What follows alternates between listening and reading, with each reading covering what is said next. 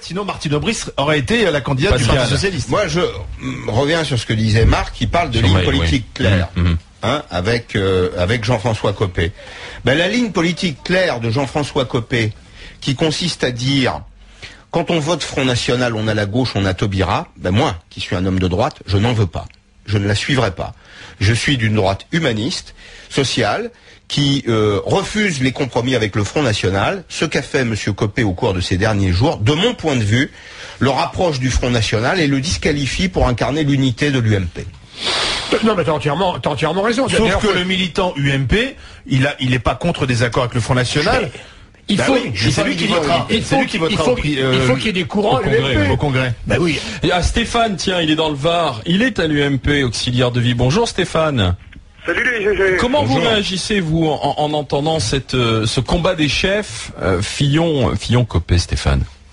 Écoutez, moi je me souviens qu'en début 2007, avant le fameux congrès de la Porte de Versailles, je crois, on avait demandé aux adhérents de voter par Internet, déjà de choisir, entre guillemets, leur leader à l'époque. C'était un vote sécurisé.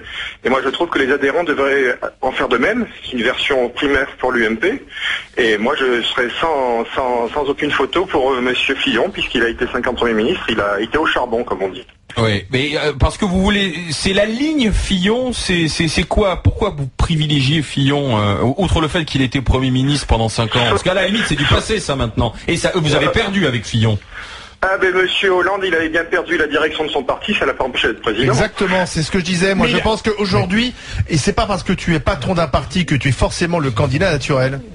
Mais excusez-moi quand même, Hollande n'a pas perdu la chef de parti, c'est lui qui est parti volontairement. Oui, et c'est peut-être pour ça qu'il est devenu président. Il a bien fait, vous voyez, mais je me permets de rectifier. Oui, mais il n'a pas brillé par son action, au niveau du Parti Socialiste. Il n'a pas brillé par son action. Et donc Stéphane, vous, en cas de match... Il a gagné toutes les élections des premiers secrétaires, je le rappelle. Au congrès prochain, en cas de match Fillon-Copé, vous avez choisi, ce sera Fillon, Stéphane. Et d'autre part, je tenais à dire également que moi, je n'aurais aucun complexe à voter Front National si j'avais le choix au deuxième tour entre un Front National et la gauche. Stéphane, est-ce que je peux vous interroger à ce sujet? Je voulais vous poser une question justement.